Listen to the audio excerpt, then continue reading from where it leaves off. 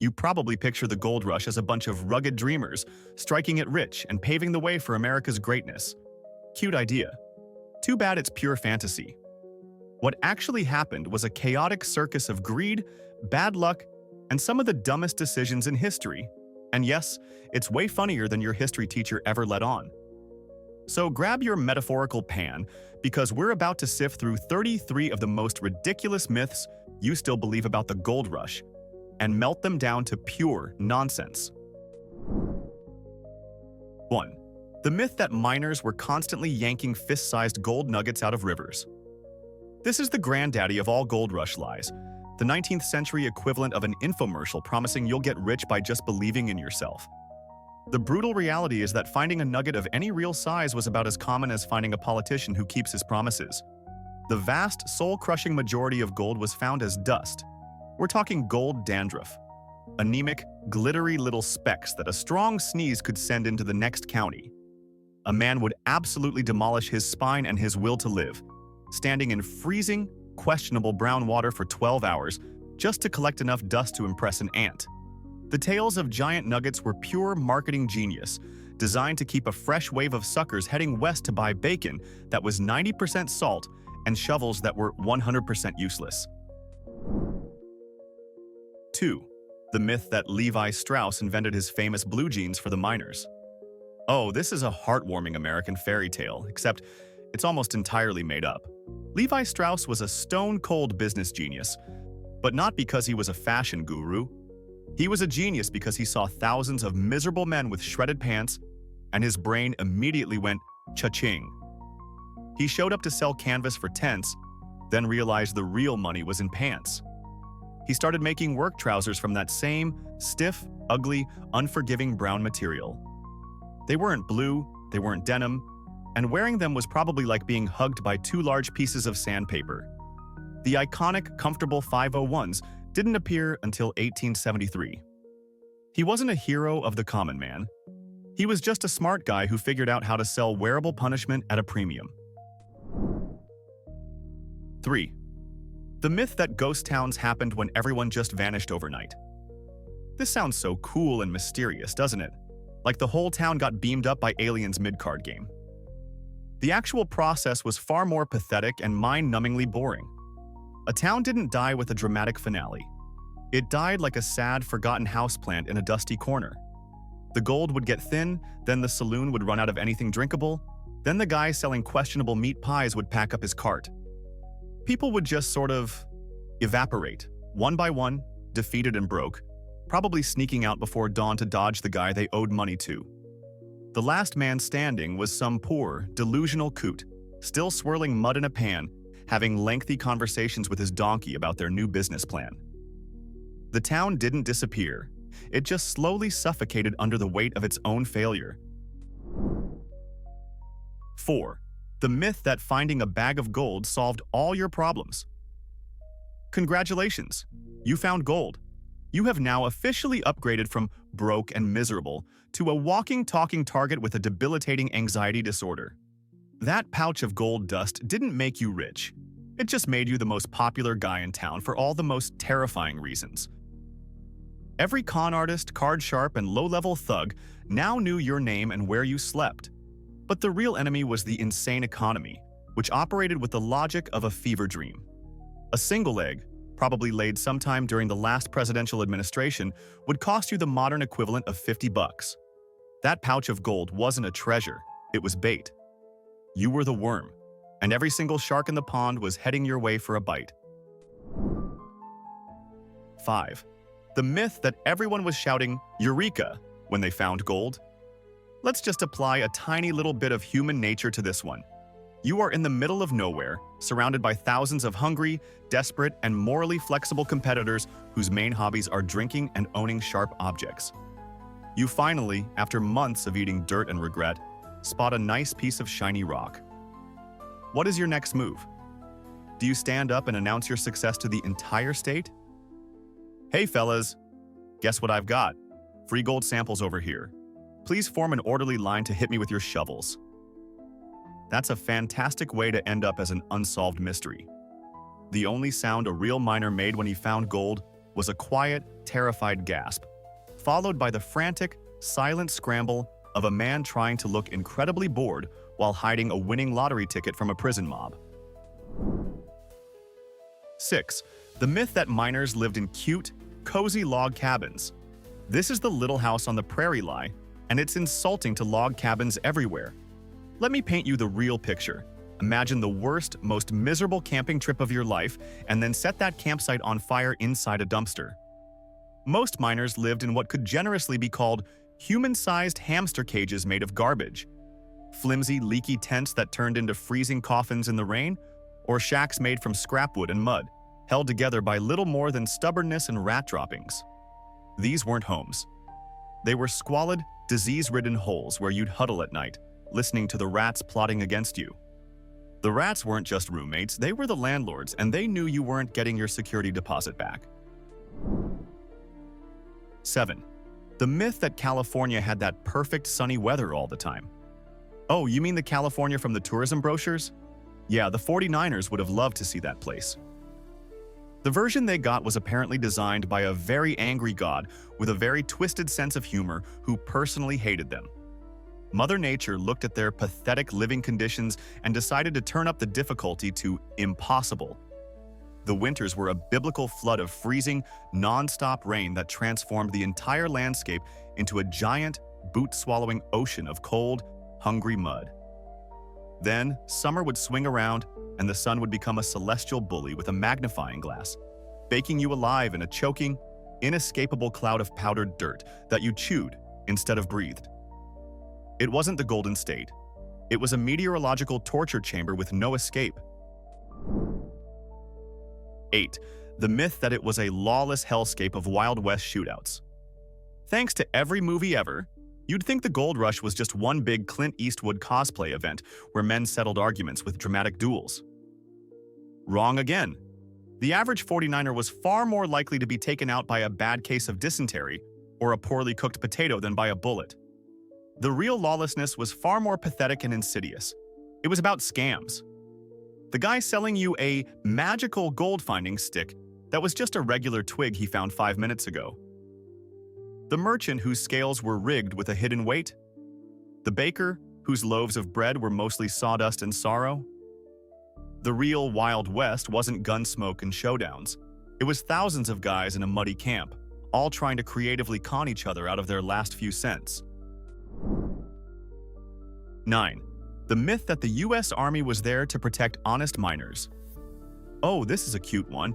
It paints a picture of brave soldiers in crisp blue uniforms, standing as a noble line between good, hard-working folks and the forces of chaos. The reality was that the official government presence was a complete and utter joke. The U.S. Army in California at the time was a handful of guys, stationed miles away, who were completely overwhelmed, underfunded, and probably half drunk. They were about as effective at keeping order in the gold fields as a single librarian trying to stop a riot at a soccer match. The real law in the camps wasn't a soldier or a judge. It was whichever guy had the biggest shovel, the fewest morals, and the most friends who also had big shovels. Relying on the army for protection was like relying on a scarecrow to file your taxes. A fundamentally useless and optimistic idea. 10. The myth that you could buy a reliable map that showed where the gold was. This is perhaps the most painfully gullible belief of the entire era. The idea that some guy had a secret map to untold riches and was willing to sell it to you for a few bucks is fundamentally insane. Yet thousands of desperate suckers fell for it. These maps were the 19th century version of a Nigerian prince email scam. They were usually drawn by some con artist in a smoky tent, featuring a bunch of dramatic squiggly lines, a skull and crossbones for effect, and an X that marked a spot that was either completely inaccessible or, more likely, had already been dug up and abandoned by a dozen other fools who bought the same map. Buying one of these was not a business investment. It was an official certificate confirming that you were the biggest idiot in camp. 11. The myth that Chinese immigrants were just a small, quiet group doing laundry. This stereotype is not only wrong, it's lazy. The Chinese immigrants who came to California were some of the most organized, efficient, and resourceful miners in the entire gold rush. While many white prospectors were running around like headless chickens, blasting randomly and digging pointless holes, the Chinese formed disciplined companies. They would work claims that others had abandoned as useless, and through sheer teamwork and superior engineering, they would pull amazing amounts of gold out of them. They weren't just washing shirts, they were outworking, outthinking, and outprofiting the people who looked down on them.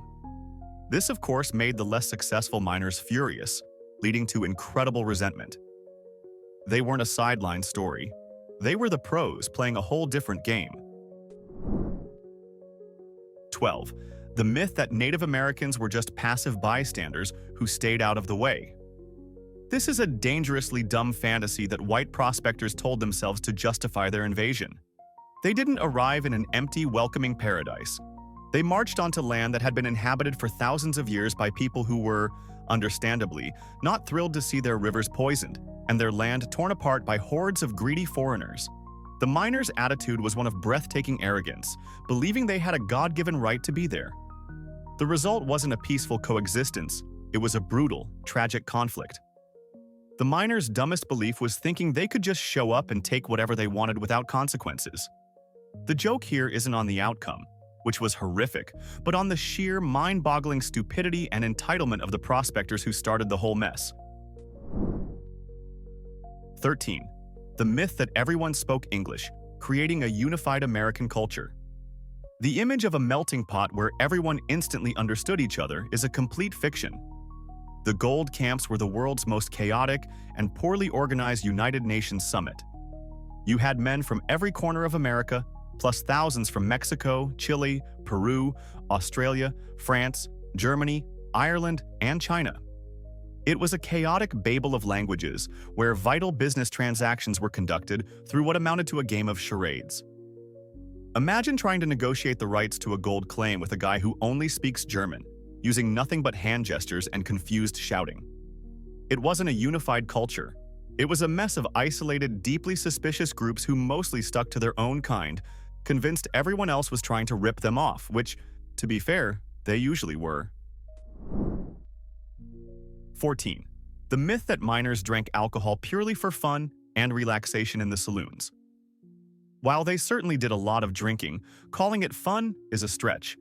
The stuff they called whiskey in those camps was often a vile, homemade concoction of raw alcohol, river water, tobacco juice for color, and maybe some chili powder for that extra kick.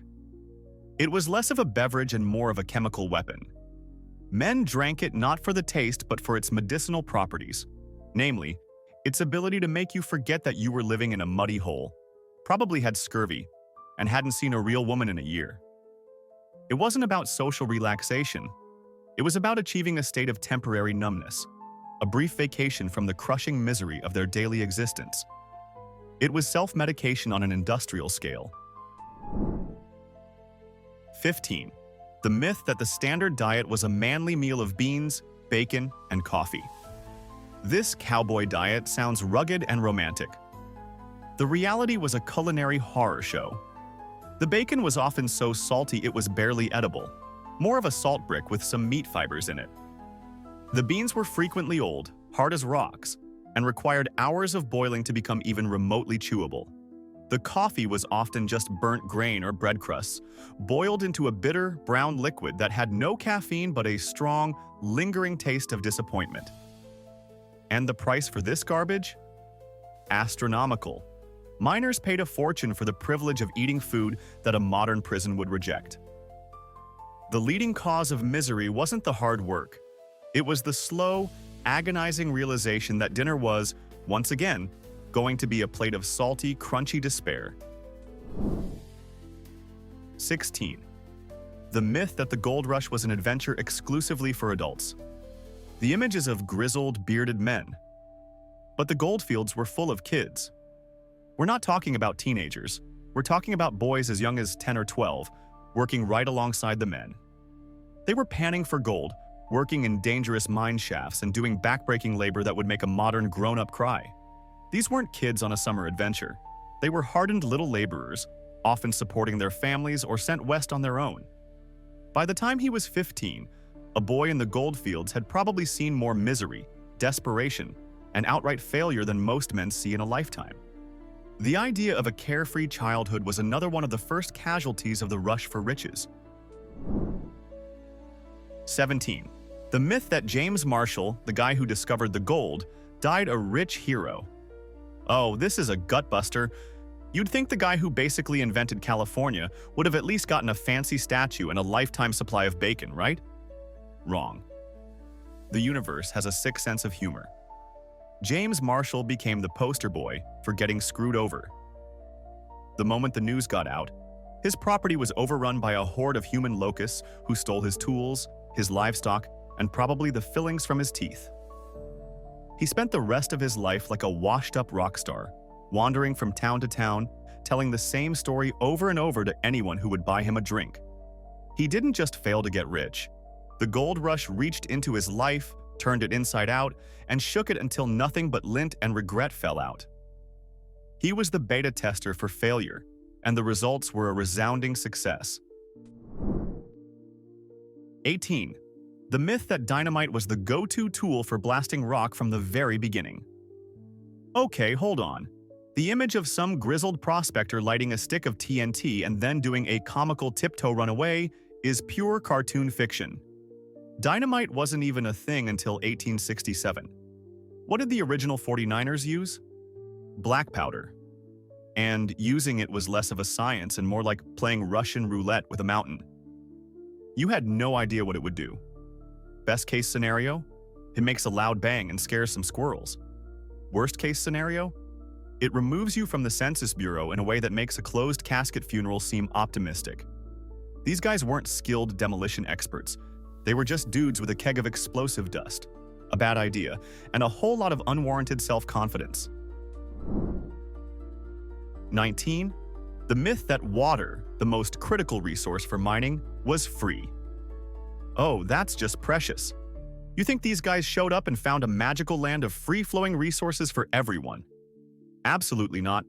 It took approximately 5 minutes for the first group of capitalism-loving sharks to look at a river and think, you know, we could probably charge people for that. They formed companies, built rickety dams and canals, and essentially put a water meter on God's green earth. Suddenly, if you wanted to wash your dirt to find your gold, you had to pay the Water Kings a ridiculous fee. They were the original evil cable company. They had a monopoly, their service was questionable, and you had no choice but to pay up or go home broke. The real gold wasn't in the ground. It was in selling overpriced H2O. 20. The myth that the gold you found was pure and ready to use. So you finally got a few shiny flakes. You're thinking you can just slap them down on the bar and get a steak, right? Slow down, partner. The gold you found in a river was basically nature's trail mix. It was full of silver, copper, and a bunch of other junk minerals that were worthless. A clever merchant would look at your sad little pile of dust, squint like he was performing complex brain surgery, and then declare, "Sorry, pal, this stuff is mostly garbage. I'll give you 10 cents on the dollar." And what could you do? You didn't have a geology lab in your back pocket. Getting the gold was the easy part. The hard part was trying not to get completely bamboozled by the first guy who saw it. It was a masterclass in getting swindled. 21. The myth that you could trust the scales the merchants use to weigh your gold dust. Trusting a gold rush merchant's scale is like trusting a coyote to mail a letter for you. It's just a fundamentally stupid idea. Every single one of these guys had a special set of scales for suckers. Some had a little hidden compartment where a bit of your dust would magically disappear. Others were just plain crooked. My favorite was the breather technique, where the buyer would lean in close and gently blow on the scale, sending a fine mist of your hard-earned profit into the air, where it would settle on his greasy mustache. Handing over your gold pouch was the 19th century version of clicking on a pop-up ad that says, "You've won a free iPad." You were going to get screwed. The only question was, how badly? 22. The myth that doctors were respected professionals who could cure your common ailments. Let's get one thing straight. The word doctor in the goldfields was a suggestion, not a job title. These guys were mostly quacks whose entire medical education probably came from reading the label on a bottle of snake oil. Their solution for everything from a splinter to a gunshot wound was the same: whiskey, a rusty saw, and a whole lot of misplaced confidence. Got a cough? Drink this whiskey. Got cholera? Drink this whiskey while I saw your leg off for good measure. Going to see a doctor was like asking a butcher for financial advice. You were paying a fortune for the privilege of having your minor medical problem escalated into a life-threatening disaster. 23. The myth that the most common cause of death was a mining accident. Sure, getting flattened by a rock was a flashy way to check out, but it wasn't the most popular. The undisputed heavyweight champion of death in the gold camps was good old-fashioned filth. The camps were basically a giant petri dish for every disgusting disease known to man. Thousands of unwashed dudes living on top of each other, drinking water that was also the public toilet. Cholera, dysentery, typhoid. It was a buffet of bacteria. You could be a tough-as-nails prospector 1 minute, bragging about your claim, and the next you were in the fetal position, regretting every life choice that led you to this miserable, muddy hole. The miners weren't just fighting the land. They were fighting a microscopic army of germs, and the germs were winning. Big time. 24. The myth that the term gold fever just meant excitement and enthusiasm. When we hear fever now, we think of Justin Bieber. For the 49ers, the term was way more literal and way more terrifying. Yes, it meant the obsessive, crazy greed that drove them there. But it also meant the actual, literal fevers that were cooking men alive in their tents. The insane quest for gold put them in a place where they were constantly getting sick with malaria, typhoid, and a dozen other get-you-shaking diseases. The gold fever in their heads led directly to the life-threatening fever in their bodies. It wasn't a cute metaphor. It was a perfect, grim diagnosis. They were sick with greed, and the greed made them sick. Perfectly ironic in the most miserable way possible. 25. The myth that California was a nearly empty paradise just waiting to be settled. This is the ultimate colonizer fantasy. The idea that the 49ers just waltzed into an empty room and started redecorating. The place wasn't empty. It was just empty of people they considered important. California was home to over 150,000 Native Americans and a long-established California culture of Mexican ranchers. The miners didn't settle the land, they steamrolled it. They crashed the party like history's rudest houseguests, poisoning the rivers, destroying the landscape, and treating the people who were already there like inconvenient furniture. The idea that California was some vacant, free-for-the-taking paradise is a lie told to make a brutal invasion sound like a wholesome camping trip. It wasn't empty. It was just full of people who were about to have a very, very bad century. 26. The myth that the abandoned ships in San Francisco's harbor were just left to rot in the water. When crews got to San Francisco, they caught gold fever just like everyone else and deserted their ships en masse. So what happened to the hundreds of vessels left bobbing in the bay? Leaving them to rot would have been a waste of perfectly good real estate. In one of the most brilliant and bizarre examples of recycling ever, the city literally grew around and on top of them. They were dragged into the mudflats, and entrepreneurs turned them into warehouses, hotels, saloons, and even the city's first jail. As the shoreline was filled in, these ships were just buried, becoming the literal foundations of downtown San Francisco. So when you walk around the financial district today, you're strolling over a graveyard of forgotten ships, a hidden wooden skeleton beneath the modern city. 27. The myth that all prospectors were rugged, young, single American adventurers. The image of the lone wolf prospector is great for movies, but the reality was more like a stressed-out international business conference. First off, they weren't all American. The camps were a chaotic mix of people from Mexico, Chile, China, Australia, and all over Europe. Second, they weren't all young bucks. Plenty of middle-aged men, hoping for a second chance after failing at everything else, made the trip. And they certainly weren't all lone wolves. The trip was insanely expensive, so most men had to form joint stock companies, basically pooling their money like a desperate group of friends trying to buy a pizza. It was less about rugged individualism and more about awkward, underfunded teamwork. Think of it less like a John Wayne movie and more like an episode of The Office, but with more mud and scurvy. 28. The myth that the main way to get to California was an epic journey by wagon train. The Oregon Trail image is burned into our brains, but for the gold rush, it wasn't the most popular option. It was long, dangerous, and you had a decent chance of being eaten by a bear or your own starving companions. The faster, and therefore more popular route was by sea. This involved sailing to Panama, dragging yourself through 100 miles of snake-infested, disease-ridden jungle, and then catching another rickety, overcrowded ship up the Pacific coast. This shortcut was its own special brand of hell. You were packed onto ships like sardines, the food was garbage, and cholera was passed around like a party favor. You had to choose your poison, a slow death by exhaustion on the plains, or a slightly faster death by tropical disease and seasickness. 29.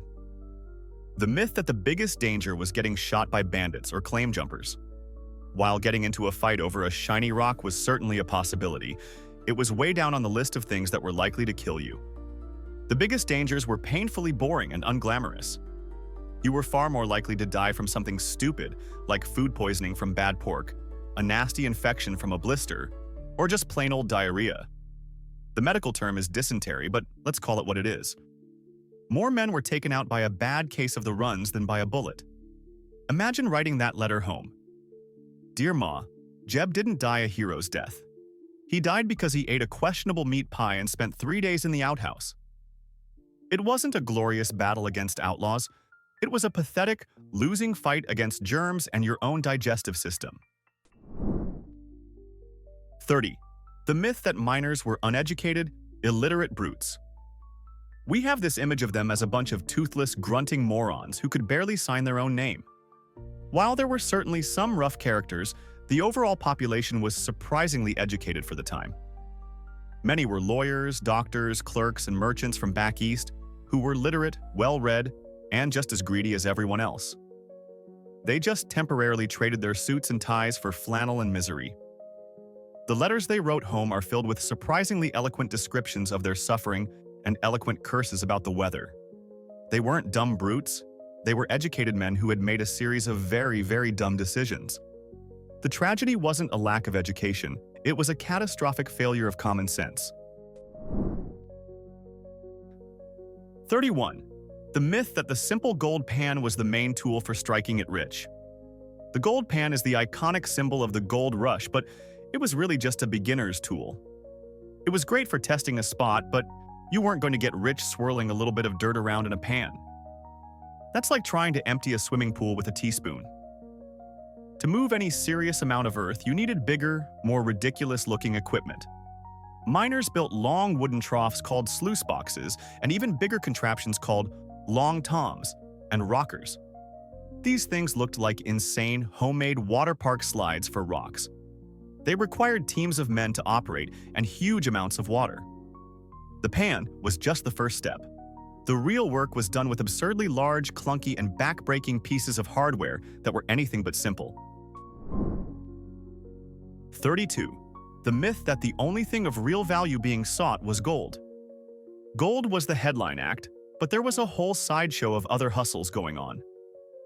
In the chaotic, womanless environment of the camps, other things became bizarrely valuable. One enterprising fellow realized that the miners were desperate for anything to remind them of home, so he started a business selling stray cats. Miners would pay a small fortune for a cat, not just to control the rats, but for the companionship. It was a rent-a-pet service for lonely, miserable men. Another absurdity was the price of simple things like onions and pickles, which were sold for ridiculous sums because they were the only source of vitamin C and could ward off the dreaded disease of scurvy. In the gold rush, a jar of pickles could literally be more valuable than a pouch of gold dust if your teeth were starting to fall out. 33. The myth that once you staked a claim, it was legally yours and protected. This is hilarious. The idea that there was some kind of orderly, respected system of law is pure fantasy.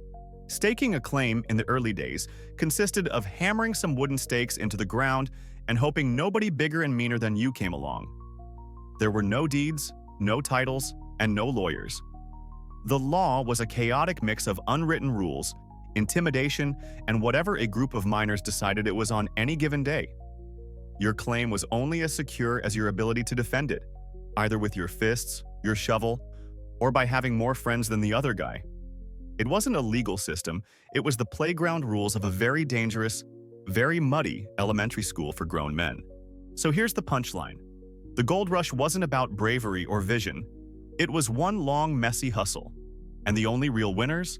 The ones selling booze, maps, and false hope. The whole thing sparkled on the outside and was rotten underneath. Which makes me wonder, what's our version of that today? What shiny scam are we all buying into right now that's going to make future generations laugh at us? Drop your sharpest, funniest takes in the comments. Don't hold back. And if you loved having some historical BS shattered, smash that like button and subscribe. Next episode, we're coming for more sacred cows.